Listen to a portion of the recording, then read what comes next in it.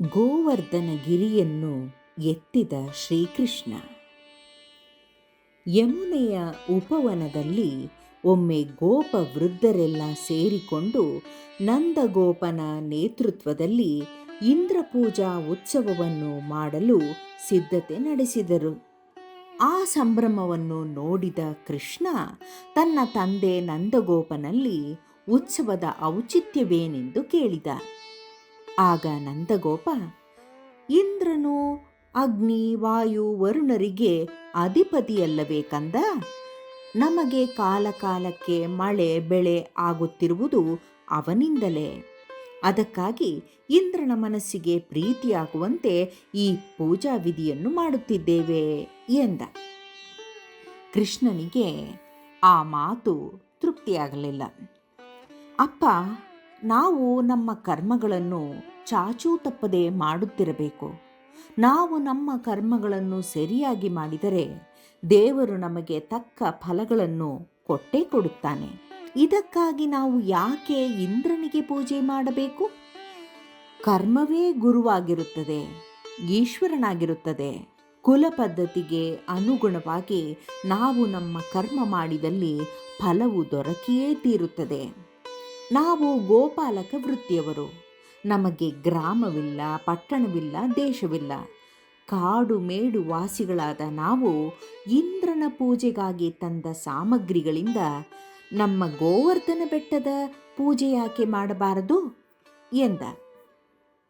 ಕೃಷ್ಣ ಯಾವತ್ತೂ ಯೋಚಿಸಿ ವಿವೇಕದಿಂದ ಮಾತನಾಡುತ್ತಾನೆಂದು ನಂದನಿಗೆ ಗೊತ್ತು. ಅವನಿಗೆ ಮಗನ ಮಾತು ಸರಿ ಎನಿಸಿತು. ಅಲ್ಲಿ ನೆರೆದಿದ್ದ ಎಲ್ಲ ಬಾಂಧವರಿಗೂ ಕೂಗಿ ಹೇಳಿದ, ನಾವೀಗ ಇಂದ್ರನ ಆರಾಧನೆ ಮಾಡುವುದು ಬೇಡ. ಗೋಪಾಲಕರಾದ ನಾವು ನಮ್ಮ ಕರ್ಮಗಳನ್ನು ಸರಿಯಾಗಿ ಮಾಡಿದರೆ ನಮಗೆ ತಕ್ಕ ಫಲವನ್ನು ಭಗವಂತ ಕೊಟ್ಟೇ ಕೊಡುತ್ತಾನೆ. ನಾವು ಈ ಗಿರಿಯನ್ನು ಎಷ್ಟು ಆಶ್ರಯಿಸಿದ್ದೇವೆ ಅಲ್ಲವೇ? ಅದಕ್ಕಾಗಿ ನಮ್ಮ ಕೃಷ್ಣ ಹೇಳಿದಂತೆ ನಾವೆಲ್ಲ ಈ ಗೋವರ್ಧನಗಿರಿಗೆ ಪೂಜೆ ಮಾಡೋಣ ಎಂದ ಮಾತಿಗೆ ಎಲ್ಲರೂ ಒಪ್ಪಿ ಗಿರಿಯ ಪೂಜೆಗೆ ಅಣಿಯಾದರು.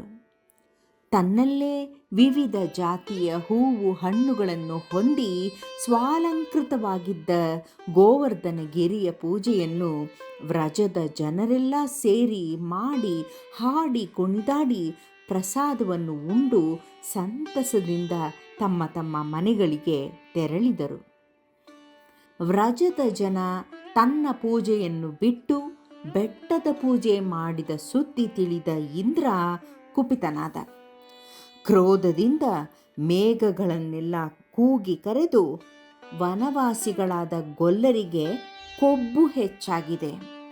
ಆ ಕೃಷ್ಣನ ಮಾತು ಕಟ್ಟಿಕೊಂಡು ಎಲ್ಲರೂ ನನ್ನ ಪೂಜೆಯನ್ನು ಕೈಬಿಟ್ಟು ಅವಮಾನಿಸಿ ಬೆಟ್ಟಕ್ಕೆ ಪೂಜೆ ಮಾಡಿದ್ದಾರೆ.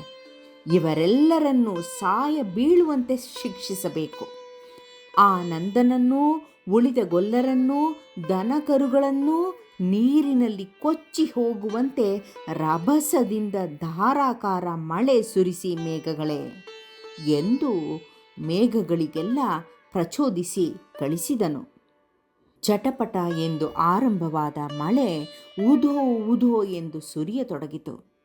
ಮಿಂಚು ಗುಡುಗು ಚಳಿ ಗಾಳಿ ಮಳೆಯಿಂದ ಗೋಪರೆಲ್ಲ ಥರಥರನೆ ನಡುಗಿದರು.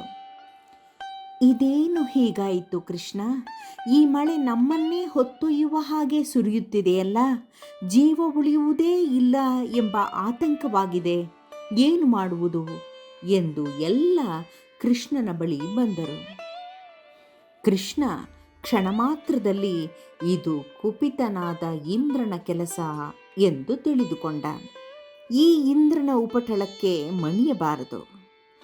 ಅವನೇ ಮಳೆ ಸುರಿಸಿ ಸುರಿಸಿ ಸಾಕಾಗಿ ಶರಣಾಗುವಂತೆ ಮಾಡಬೇಕು ಎಂದುಕೊಂಡು ಕೃಷ್ಣ ತನ್ನ ತುದಿ ಬೆರಳಿನಲ್ಲಿ ಗೋವರ್ಧನಗಿರಿಯನ್ನೇ ಎತ್ತಿ ಕೊಡೆಯಂತೆ ಹಿಡಿದು ನಿಂತುಕೊಂಡು ಎಲ್ಲರೂ ಅದರ ಆಸರೆಯಲ್ಲಿ ನಿಂತುಕೊಳ್ಳುವಂತೆ ಹೇಳಿದ. ವ್ರಜದ ಜನರೆಲ್ಲ ತಮ್ಮ ದನಕರುಗಳೊಂದಿಗೆ ಗಿರಿಯ ಕೆಳಗೆ ರಕ್ಷೆಯನ್ನು ಪಡೆದು ನಿಂತುಕೊಂಡರು. ಧಾರಾಕಾರವಾಗಿ ಸುರಿಯುತ್ತಿದ್ದ ಮಳೆಗೆ ಬೆಟ್ಟವೇ ಕೊಡೆಯಾಯಿತು. 7ನೆಯ ದಿನದ ಮೇಲೆ ಮಳೆ ನಿಂತು ಆಕಾಶ ಶುಭ್ರವಾಯಿತು. ಗೋಪಾಲಕರೆಲ್ಲ ದನಕರುಗಳೊಂದಿಗೆ ತಮ್ಮ ತಮ್ಮ ಮನೆಗಳಿಗೆ ಹಿಂದಿರುಗಿದರು. ಎಲ್ಲರೂ ಕೃಷ್ಣನನ್ನು ಹಾಡಿ ಹೊಗಳುವವರೇ. ಗೋಪಿಕೆಯರಂತೂ ಹೃದಯಾಂತರಾಳದಿಂದ ಹಾಡಿ ಕುಣಿದು ಕೃಷ್ಣನಿಗೆ ತಮ್ಮ ನಮ್ರತೆ ಪ್ರಕಟಿಸಿದರು. ಗುರುಗಳಾದ ಗರ್ಗಾಚಾರ್ಯರು ಹೇಳಿದುದೆಲ್ಲ ಒಂದೊಂದು ನಿಜವಾಗುತ್ತಿರುವುದಕ್ಕೆ ನಂದಗೋಪನೂ ಯಶೋದೆಯೂ ತಲೆದೂಗಿದರು. ಇಂದ್ರ ಪಶ್ಚಾತ್ತಾಪದಿಂದ ಬಂದು ಕೃಷ್ಣನ ಕಾಲುಗಳಿಗೆ ಎರಗಿ, ನನ್ನ ಅಪರಾಧವನ್ನು ಕ್ಷಮಿಸಿಬಿಡು ದೇವ, ಕ್ಷಣಿಕ ಕೋಪಕ್ಕೆ ತುತ್ತಾಗಿ ಈ ಕಾರ್ಯ ಮಾಡಿಬಿಟ್ಟೆ.